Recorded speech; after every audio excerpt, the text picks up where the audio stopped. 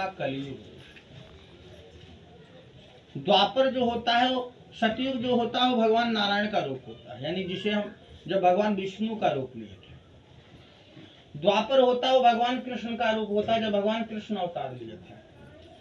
त्रेता जो होता है वो भगवान राम का होता, जो मर्यादा पुरुषोत्तम राम का वो निभाए हैं, भगवान राम का अवतार लिए। कलयुग में कौन सी देवता है अजर अमर? बजरंगबली है, क्योंकि माता जानकी ने उन्हें कहा है कि अजर अमर गुण सुत हो करो बहुत रघुनायक।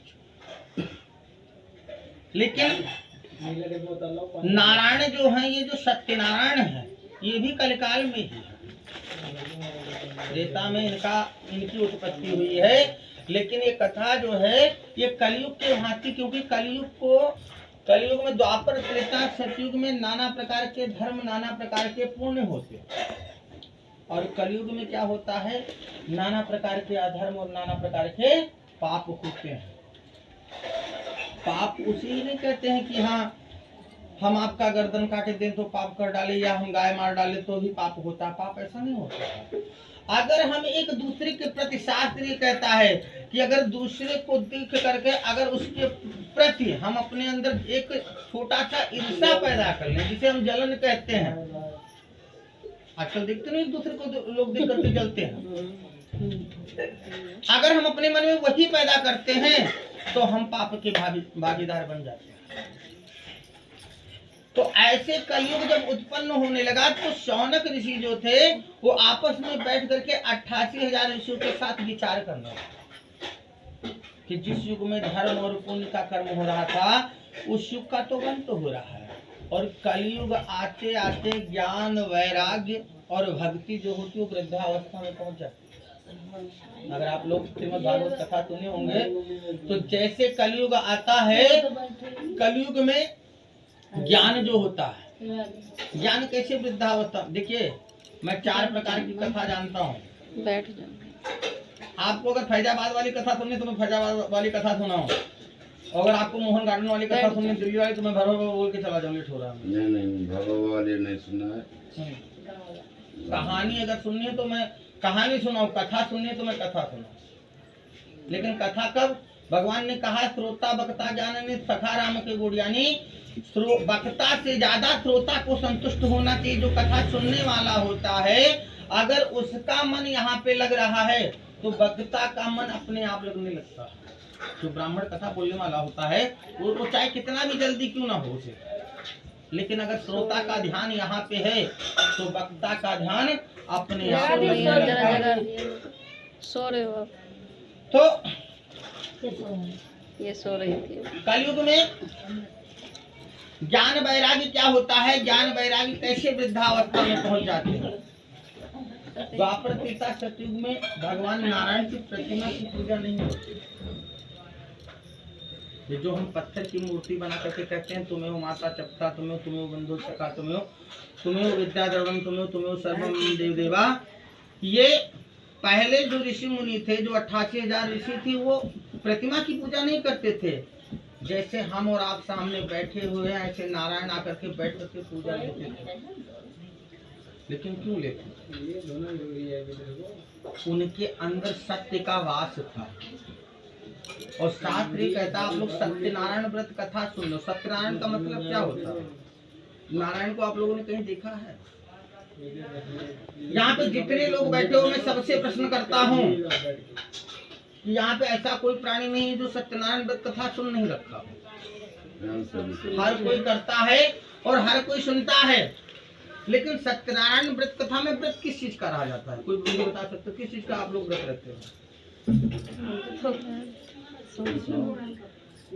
अरे तो उनकी तो कथा ही है, वो तो व्रत रहना ही है। क्या क्या नहीं खाते हो बताइए, लेकिन क्या क्या छोड़ देते हो? सारा दिन अगर व्रत करते हो तो क्या क्या नहीं खाते हो? हैं? तो मीठा में कुछ नहीं होता। सत्यनारायण व्रत कथा में लोग दाल चावल रोटी सब्जी एक दिन के लिए सब कुछ छोड़ देते हैं, लेकिन सत्यनारायण ये नहीं कहते हैं कि हाँ अपनी काया को जार डालो। ध्यान दीजिएगा, काया जार करके इंसान संतुष्ट नहीं हो पाता है। काया जो होता है, सत्यनारायण व्रत कथा में अगर भूल से आप दाल चावल रोटी सब्जी सब कुछ खा लियो, उसके बाद भी अगर आपकी सत्यनारायण की कथा सुनने की इच्छा है तो आप यहाँ पे बैठ सकते हो। लेकिन सत्यनारायण में व्रत किस चीज का करना चाहिए, भूखा बैठाते हैं। ध्यान दीजिएगा। पहले मैं जो बोल रहा हूँ आप सुनिए, उसके बाद बोलिए। कहने का मतलब, सत्यनारायण व्रत कथा में किस चीज का व्रत रखा जाता है? सबसे पहले सत्यनारायण व्रत कथा में सत्य का व्रत रखा जाता है। सत्य किसे कहते हैं? कि सुबह से लेकर के शाम तक झूठ मत बोलो, एक दूसरे के साथ फरेब मत करो, कोई बेईमानी मत मन में मत रखो।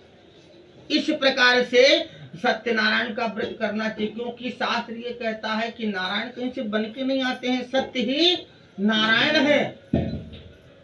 हरिश्चंद्र ने अपना सब कुछ त्याग कर दिया, सपने में दान कर दिया था, लेकिन एक उन्होंने सत्य को ही नहीं छोड़ा, तो अंत में इनको भी आकर के उनके सामने घुटने टेक देना पड़ा। तो सत्यनारायण व्रत कथा में केवल सत्य का ही व्रत किया जाता है। उसके बाद अगर आप कर सकते हो तो अगर आप निराजली व्रत रह सकते हो, जैसे दाल चावल रोटी सब्जी आप कुछ भी नहीं खाते, पानी का निवाला भी अंदर नहीं जाता है, तो बहुत ही अच्छी बात है, क्योंकि ये अन्न का तो व्रत किया ही जाता है। लेकिन सबसे पहले सत्यनारायण व्रत कथा में अगर मैं ये कहता हूँ कि अगर आप भूल से कुछ भी खा लिए हो, तो जो लोग कहते हैं हाँ मैं खाना खा करके आ गया, मैं हवन में कैसे बैठूं, साथ ही नहीं कहता कि आप खाना खा करके आओ कि पानी पी करके आओ। एक बात ध्यान दीजिए कि हम दिन में जब खाना खा लेते हैं तो हम कहते हैं हम खाना खा लिए, हम अशुद्ध हो गए हैं, तो क्या रात में हम खाना खा कर नहीं सोते हैं? सुबह उठते, लेकिन हम चाहे 10 बार नहा लें, 10 बार नहा लें, लेकिन हम बार बार किससे धोते हैं? हम खाली इसे ही धोते हैं, ऊपर से धोते हैं। जितनी बार जितनी लोटा पानी डालेंगे टंकी का पूरा पानी खत्म कर दें, लेकिन यहाँ गिरेगा और यहाँ से पूरा बहता हुआ चला जाएगा। खाली इस काया को हम धोते हैं, लेकिन जो हमारे अंदर अंदर गंदगी भरी हुई उस गंदगी को हम धो पाते हैं। इसलिए मन में किसी प्रकार का, मैं तो खुले शब्द में कहता हूँ, मैं सबसे अलग पंडित जी हूँ, मैं खुले शब्द में कहता हूँ, मन में किसी प्रकार का दुर्भाव नहीं पैदा होना चाहिए। तो शौनक ऋषि के साथ 88,000 ऋषि आपस में बैठ कर विचार करने लगे।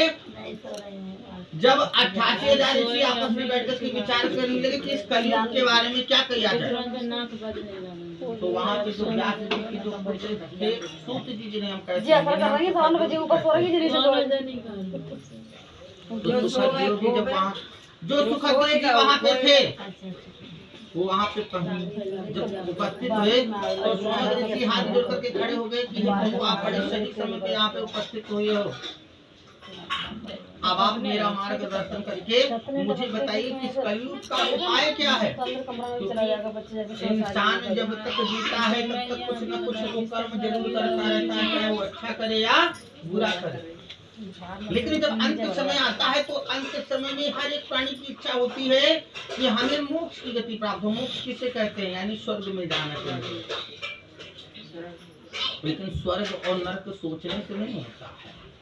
आप बहुत सोच रखे थे कि मैं उन पंडित जी को बुलाऊंगा, क्या ध्यान दीजिएगा, आप बहुत सोच रखे थे मैं उन पंडित जी को बुलाऊंगा कथा करने के लिए, लेकिन इनकी इच्छा नहीं थी, तो वो पंडित जी आए हम कथा में बोलने के लिए नहीं आए ना। तो भगवान ने आपके फैजाबाद देहाती भाषा में कहा है कि आपन सोचा होत न हरि सोचा तत्काल, और मन चाहत वैकुंठ को भेज दे पाता।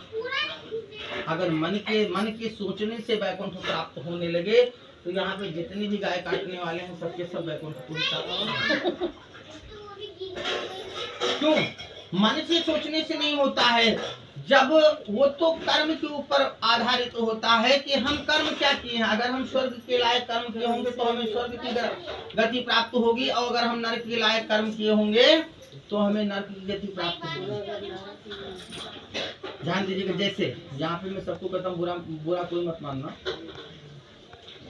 आपका भगवान ने पत्नी का दर्जा दिया, आपका दर्जा भगवान ने पत्नी का दिया, और इनका पति का दिया, और शास्त्र कहता पति परमेश्वर होता, और शास्त्र ये भी कहता जो पत्नी होती है वो साक्षात पार्वती का स्वरूप होती है, देवी शक्ति होती है। लेकिन अगर पत्नी सोच ले कि मैं परमेश्वर बन के जीऊं तो धर्म है कि पाप है, पहले ध्यान पाप है। और आप शुरू से लेकर के जब आपको कोई आकर के समझाने लगे तब आप बोलो पाप है। मैं आपको बोल रही हूँ, ध्यान दीजिएगा, हमें एक सबको समझा रहा हूँ कि जब कोई समझाने लगता है तो हम लोग कहते हैं कि हाँ ये पाप है, ये अधर्म है। लेकिन कैसे करते हैं, बाद में क्या करते हैं, कबीरा खड़ा बाजार में मांगे सबकी खैर ना काहू की दोस्ती ना काहू के बैर।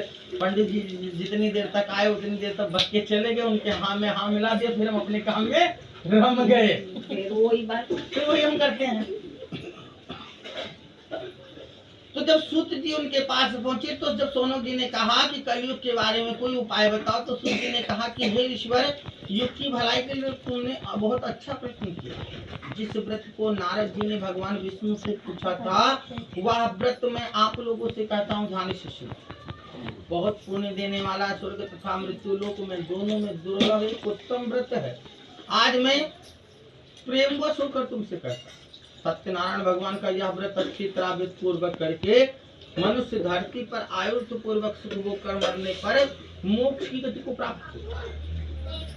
एक बार नारद जी नाना प्रकार के लोगों में भ्रमण करते करते मृत्यु लोक यानी पृथ्वी पर पहुंचे। तो जब नारद जी पृथ्वी पर पहुंचे तो क्या देख रहे हैं कि जितने भी प्राणी अनेक योनियों में जन्म लिए वो अपने अपने कर्मों के द्वारा नाना प्रकार के कष्टों से दुखी हैं। यानी नारद जी को पृथ्वी पर कोई भी प्राणी सुखी नहीं दिखाई देता। तो नारद जी के मन में नाना प्रकार की चिंता उत्पन्न होने लगी। वो सोचने लगे कि जो मृत्यु लोक के प्राणी दुखी हैं, मैं ऐसा क्या कर्म करूं कि जिसके करने से प्राणियों के दुखों का नाश हो जाए। आप लोग हमें बताइए नारद जी के मन में चिंता क्यों उत्पन्न हुई? उसका कारण यह है कि नारद जी एक सच्चे संत थे। नारद जी जो थे एक सच्चे संत थे। धोती कुर्ता कुर्ता पैजामा टीका लगाने से कोई संत नहीं हो जाता, ध्यान दीजिएगा। चाहे वो ब्राह्मण हो, चाहे वो शूद्र हो, चाहे वो वैश्य हो, चाहे कोई भी जात क्यों ना हो। सच्चा संत उसे कहा जाता है जो दूसरे को अपना दुख मान बैठे। दूसरे जितना पीड़ा आपके अंदर हो रही है उससे ज्यादा पीड़ा हमारे अंदर होने लगे कि हाँ, और उसका हम निवारण सोचने लगे कि इनका हम दुख कैसे दूर करें। वही सच्चा संत होता है। तो नारद जी एक संत थे। तो जब नारद जी मृत्यु लोक के प्राणी को दुखी देखा तो अपने मन में विचार करने लगे कि मैं क्या करूं कि जिसके करने से प्राणियों के दुखों का नाश हो जाए। तो ऐसी बातें सोच करके भगवान नारद विष्णु लोक चले। तो इस विश्व के जो पालनहार जिन्हें हम पालन करता कहते हैं वो स्वयं नारायण यानी भगवान विष्णु है। अच्छा, ये अभी आप लोगों के साथ ही बैठ के गए हैं। अभी इतनी देर में कुछ मुझे नहीं लगता कि कुछ ऐसी ऐसी बातें हुई है। अभी बाद में हाल पूछ लेना, ठीक है। ध्यान दीजिए, क्योंकि भगवान ने कहा है यहाँ पे बड़ी सुंदर शब्द में कहा कि जब कर कष्ट जाए पुनि कोई जात ही नींद जुड़ावे सोई। यहाँ पे जितने भी भक्त बैठे उनकी पहचान होती है। क्या पहचान होती है कि अगर उनका कथा में मन नहीं लग रहा है, तो पूजा में मन नहीं लग रहा है, तो उनकी पहचान ये होती है कि जैसे कथा में कुछ देर बैठेंगे उसके बाद उन्हें कुछ गहरी नींद आने लगे, सोने लगे नहीं है। या फिर नाना प्रकार की बातें उसी स्थान पे करेंगे जहाँ पे भगवान नारायण की कथा हो रही है। तो उठ कर चल रहे हैं घूमने के लिए। इसमें उस प्राणी, पहले बात समझो, बात काटो मत। इसमें उस प्राणी की गलती नहीं। नारद भगवान तुलसी बाबा जो हैं रामचरितमानस में ऐसे दे दिया है कि प्राणियों की, मनुष्य की जो गलती होती है उसे उनकी गलती देती ही नहीं है। श्रीमद् भागवत कथा में राजा परीक्षित ने ये जो कलयुग जो युग है जिन्हें हम कलिकाल कहते हैं, इस कलयुग को जितने गंदे स्थान थे राजा परीक्षित ने उस जगह पे जगह स्थान दिया था। जैसे लड़ाई हो गया, झगड़ा हो गया, बवाल हो गया, कोठा हो गया, मदिरा हो गया, दारू हो गया, शराब हो गया, इस प्रकार के नाना प्रकार के गंदे स्थान जो होते हैं, ऐसी जगह पे कलिकाल यानी कलयुग का वास होता है। और यहाँ पे इस जगह पे जहाँ पे भगवान नारायण की कथा होती है वहां पे कलयुग का वास नहीं होता। मैं कथा से हट करके कुछ शब्द बोलने जा रहा हूँ। अभी ध्यान दीजिए कि अभी आपकी गली में लड़ाई होने लगी, आपकी गली में लड़ाई होने लगे तो हम एक पैर के बल पे वहां चाहे 1 घंटा खड़ा होना पड़े चाहे 12 घंटा खड़ा होना पड़े, हम खड़े रहेंगे, हमारे पैर में झुनझुनी तक नहीं आएगी। ये बात तो और वहां की बातें हम ऐसे रिकॉर्ड करेंगे जैसे लगता है हमारे अंदर कोई कंप्यूटर बैठ चुका है। और वही लड़ाई वहां पे क्या हुआ, कैसे हुआ, किसने किसको मारा, क्या किया, कैसे ना किया, अगर कोई तीसरा व्यक्ति हमसे पूछने लगे कि हाँ वहां पे क्या हुआ, तो शायद उतने विस्तार से हम बताएंगे जितने विस्तार से पंडित जी कथा भी नहीं कह पाते। सही कह रहे हैं बिल्कुल। ये चीज छप जाती बताएंगे। हाँ। और लेकिन अगर अभी हम यही कथा में बैठ करके हम कथा सुनते हैं, 2 घंटा 3 घंटा हम बैठ करके कथा सुनते हैं, और अभी कोई दूसरा व्यक्ति जाकर के पूछने लगे कि पंडित जी क्या बोल रहे थे, एक शब्द तो बता दीजिए, तो शायद हम उससे नहीं बता पाएंगे। क्यों? इसलिए क्योंकि जब हम कथा पूजा में बैठते हैं तो हमारे अंदर कलयुग आकर के बैठ जाता है और वो कलिकाल हमारे अंदर सोने लगता है, नाना प्रकार की बातें मन में उत्पन्न करने लगता है। इसलिए हमें नाना प्रकार की गहरी नींद आने लगती है और नाना प्रकार की मन में बातें उठने लगती है। इसलिए जब कहीं भी, चाहे आप मेरी कथा में या किसी अन्य ब्राह्मण की कथा में या श्रीमद् भागवत कथा में, आप कहीं भी जाकर के बैठिए तो अपने मनी मन में नारायण हरि का, चाहे नमः शिवाय, चाहे ओम नमो भगवते वासुदेवाय, चाहे श्रीमन नारायण, चाहे कुछ भी, कहने का मतलब कोई भी भगवान का नाम लेते रहो या कुछ ना बोलो तो राम राम ही कहते रहो। इससे आपके पास आपका जो मन है वो एकाग्र हो जाएगा। जितनी देर यहाँ पे कथा चलेगी उतनी देर के लिए आपका मन जो है वो एकाग्र हो जाएगा और आपके पास कलयुग भ्रमण कर नहीं पाएगा। तो जब नारद जी ने मृत्यु लोक के प्राणी को दुखी देखा तो भगवान विष्णु के पास जाकर के कहने लगे, स्तुति करने लगे। स्तुति उन्होंने किस प्रकार से किया कि शांताकारं भुजगशयनं पद्मनाभं श्रीशं विश्वाधारं गगनसदृशं मेघवर्णं शुभांगं लक्ष्मीकांतं कमलनयनं योगवर्धानगण्डं वंदे विष्णुवर्णं सर्वलोकैकनाथं। यानी जो भगवान नारायण हैं उन्हें कभी क्रोध नहीं आता, वो शांत स्वभाव के। भुजग शयनम, उनका जो आसन है वो किस चीज का आसन है? भगवान विष्णु का आसन किस चीज का है? नाक का, शैया का। ठीक है। उसके बाद वो हमेशा जल थल नभ में हमेशा व्याप्त रहते हैं। और भगवान तुलसी बाबा ने कहा कि विश्व भरण पोषण कर जोई ताकर नाम भरत सोई। जो इस पृथ्वी लोक, मृत्यु लोक, पाताल लोक और स्वर्ग लोक, तीनों लोकों में जो पालनहार है, जिन्हें पालन करता कहते हैं, वो स्वयं नारायण यानी भगवान विष्णु ही है। इसलिए सर्वलोक नाथम यानी भगवान नारायण जो हैं वो तीनों लोक के नाथ हैं। ऐसे नारायण के हाथ में शंख चक्र गदा और पद्म विराजमान। तो नारद जी ने जब इस प्रकार से भगवान से स्तुति की तो भगवान प्रसन्नता पूर्वक नारद जी से कहने लगे कि हे प्रभु, हे नारद, आपका आगमन किस लिए हुआ है? निसंकोच कुछ। तब नारद मुनि कहने लगे कि हे प्रभु, मैं नाना प्रकार के लोकों में भ्रमण करता हुआ मृत्यु लोक में जब पहुंचा तो मैं देख रहा हूँ कि जितने भी प्राणी हैं वो अपने अपने कर्मों के द्वारा नाना प्रकार के कष्टों से दुखी हैं। अपने अपने कर्मों के द्वारा नाना प्रकार के कष्टों से दुखी। यानी नारद जी ने किसी भी प्राणी की कोई गलती नहीं दी। जैसा बोओगे आप वैसा ही काटोगे, क्योंकि बाबा ने कहा है जैसा को तैसा मिले, मिले नीच को नीच, पानी में पानी मिले, मिले कीच में कीच। आप ध्यान दीजिए कि अगर अभी यहाँ पे हम केला चढ़ाए हैं, थोड़ी देर के केले का फल चढ़ाए हैं और हम सोचे हम यहाँ से सेब उठा लें तो क्या हम उठा सकते हैं? नहीं उठा सकते। जिस भाव से यहाँ पे अर्पण करोगे, जो चीज चढ़ाओगे, आपको उसी भाव से उसका फल प्राप्त। जिस भाव से यहाँ पे बैठोगे उसी भाव से आपका उसको फल प्राप्त होगा। उसी प्रकार से आपका मन संतुष्ट होगा। मैं भी आपसे आप यहाँ पे कह सकता था कि हाँ ये पितृ का सोना है, यहाँ पे कम से कम 1500 रखो, 2000 रखो, 2100 रखो, क्यों नहीं? क्योंकि शास्त्र में ये लिखा हुआ है कि शास्त्र में दक्षिणा लिखा हुआ है, और मात्र कितनी बार? 3 और 2 5 बार दक्षिणा चलता है। ध्यान दीजिएगा, 3 और 2 5 बार चलता है। उसके बाद आप दक्षिणा लो या ना लो। और 5 बार में ये नहीं लिखा हुआ कि आप यहाँ पे 500 की ही नोट लो। आपकी जो इच्छा कहे, 1 रुपया से लेकर के और 1000 तक, आपका जो अंदर से आत्मा कबूल करे, आप लोग अपने हाथ में ले सकते हैं। क्योंकि ये जो कथा बोली जा रही है, जो कथा आप लोग सुन रहे हो, इस कथा का जो मूल्य होता है वो स्वयं नारायण यानी ब्रह्मा विष्णु महेश नहीं दे सकते। क्योंकि कथा का कोई मूल्य नहीं होता है। कथा जो होता है, कथा अमृत होता है। किस प्रकार से अमृत होता है? भगवान सुखदेव जी कथा कह रहे थे, राजा परीक्षित को कथा सुना रहे थे।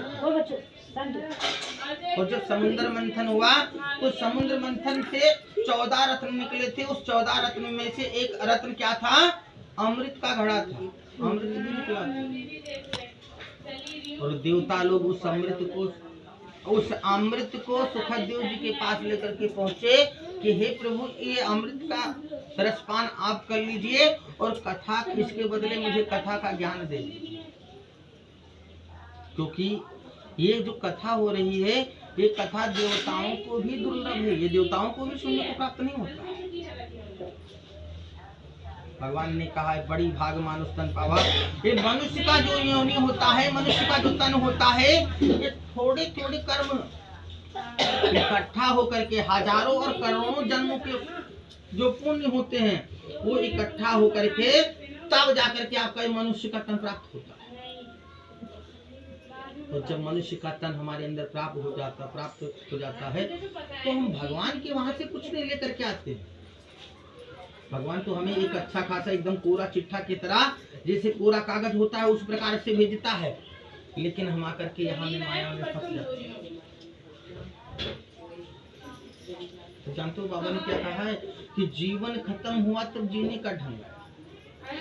जब तक हमारे पास में शरीर में ताकत होती है, जब तक हम एक दूसरे को किसी को भी नहीं समझते। और जब ये शरीर अवस्था यानी वृद्धावस्था में पहुंच जाती है, 2 प्रकार के बचपन होते हैं। ध्यान दीजिएगा, 2 प्रकार के बचपन होते हैं। 2 प्रकार के कौन कौन से बचपन होते हैं तो आप लोग जानते हो?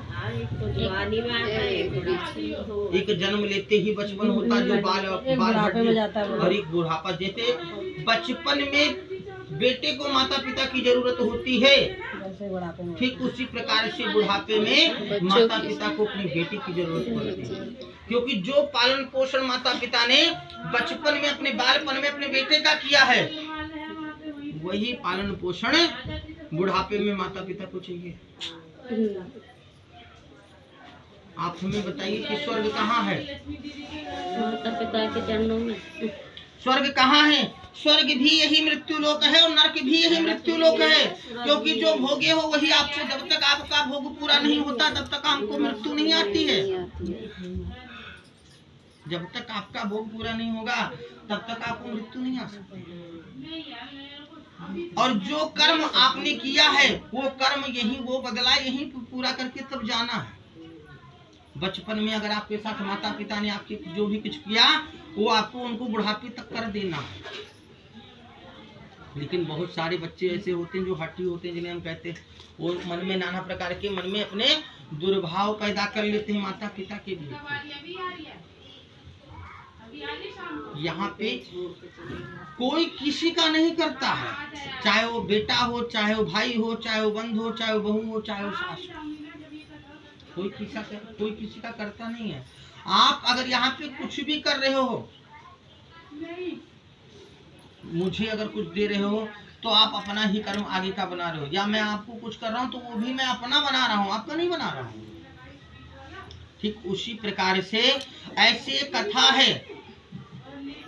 भगवान ने कहा, एक घड़ी आधी में पुनियाद तुलसी संगत साध की तो कटें कोटि अपराध। यानी आपके पास कोई जरूरी नहीं कि आप यहाँ पे 4 घंटा बैठो तभी जाकर के भगवान की पूजा मानी जाएगी। आपके पास आधा घंटा, 1 घंटा, 2 घंटा, जितनी देर तक समय हो आप उतनी देर यहाँ बैठे। लेकिन अगर आपके पास इतना ही बोलने का समय हो कि ओम नमो भगवते वासुदेवाय नमः, अगर आप इस भगवान के बीज मंत्र को उच्चारण करते हो तो इस मंत्र को यहाँ से उच्चारण मत करो, यहाँ से उच्चारण करो। और जब यहाँ से ये आवाज आएगी तो यहाँ की आवाज बड़ी जल्दी सुनते हैं, यहाँ की आवाज तो अनसुना कर देते हैं, लेकिन ये जो आवाज होती है ये आवाज बड़ी जल्दी सुनते हैं। यहाँ से कौन प्राणी आवाज निकालता है? अगर हम 1 मिनट के लिए मत्था टेकने के लिए जाते हैं तो हमारे मन में नाना प्रकार के सवाल उठने लगते हैं कि हम ये भी मांग लें, ये भी मांग लें, ऐसा भी कर लें, ऐसा हो जाए, ऐसा हो जाए, नाना। खाली 1 लोटा जल के बदले। और शास्त्र क्या कहता है? गीता में भगवान ने कहा है कि कर्म करता जा, फल की इच्छा मत कर। लेकिन कलिकाल में लोग क्या करते हैं? फल की इच्छा पहले प्राप्त कर लेते हैं और कर्म बाद में। तो सत्य कहाँ है? सत्यनारायण कथा कौन आजकल करता? सत्यनारायण कथा में केवल फॉर्मेलिटी अदा करे, हाँ पंडित जी 5 शंख बजाए, लेट हो रहा, चलो जय माता दी, ठीक है। इस प्रकार से तो भगवान विष्णु ने कहा कि हे नारद, मनुष्यों की भलाई के लिए तुमने बहुत अच्छा प्रश्न किया है।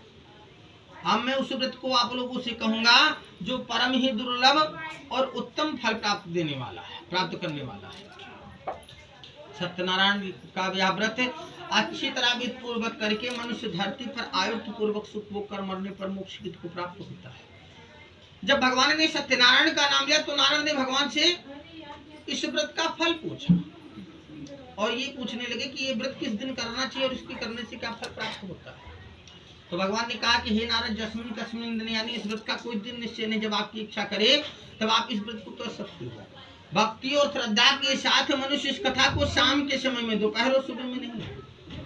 जब भगवान ने शाम का नाम लिया तो नारद ने फिर प्रश्न किया कि हे प्रभु, अगर आप कहते हो कि जो भी प्राणी ब्रह्म मुहूर्त में उठ करके स्नान कर लेता, जो प्राणी सुबह सूर्य निकलने से पहले स्नान करता है उसे गंगा स्नान का फल प्राप्त होता है। जो लोग हरिद्वार जाते हैं, गया जाते हैं, तब जाकर के उन्हें वो फल प्राप्त होता है। वो फल आपको अपने घर पे प्राप्त हो सकता है मात्र इतना कार्य करने से कि आप प्रातः काल उठ करके सूर्य निकलने से पहले स्नान कर लीजिए। लेकिन इस व्रत को आप शाम के समय में क्यों बता रहे, उसका कारण क्या है? तो भगवान कहते हैं कि जो भी प्राणी इस व्रत को सुबह या दोपहर के समय में करता है या सुनता है उसे इस कथा का आधा फल प्राप्त होता है। नारद ने इसका भी कारण पूछा कि इसका कारण क्या, आधा फल क्यों मिलता है? तो भगवान कहते हैं आधा फल इसलिए प्राप्त होता है कि यहाँ पे सुबह से लेकर के शाम तक मेरा वास होता है, लेकिन मेरे साथ में लक्ष्मी का वास नहीं होता। क्योंकि भगवान ने वृंदा राक्षसी को वरदान दे रखा कि मैं कलयुग में शालिक रामशिला के रूप में रहूंगा और तुम तुलसी के रूप में रहोगे। वृंदा कौन थी? जलंधर की पत्नी। तो भगवान ने वृंदा को वरदान दे रखा है कि मैं कलयुग में शालिक रामशिला के रूप में रहूंगा और तुम तुलसी के रूप में रहोगी, और कार्तिक के महीने में एकादशी वाले दिन मैं तुमसे विवाह करूंगा। ये जो देवठान एकादशी होती है उस दिन मैं तुमसे विवाह करूंगा। ये जो आप लोग मंदिर में तुलसी विवाह मनाते हो, तभी से विवाह उत्सव मनाया जाता है। इस कारण यहाँ से सुबह से लेकर के शाम तक भगवान के साथ, भगवान नारायण के साथ वृंदा राक्षसी का वास होता है, और संध्या बेला के समय में यहाँ से वृंदा राक्षसी का वास हट जाता है और लक्ष्मी का वास आ जाता है। इस कारण इस कथा को शाम के समय में करना चाहिए। इसका फल क्या है कि दुख शोक आदि को दूर करने वाला, धन धान्य को बढ़ाने वाला, सौभाग्य तथा संतान को देने वाला यह व्रत सब स्थानों पर विजय करने वाला। ये नहीं कि अगर आप अपने घर में हो तभी इस व्रत को कर सकते हो, आप मंदिर जंगल कहीं भी हो, हर स्थानों पर ये भगवान नारायण का जो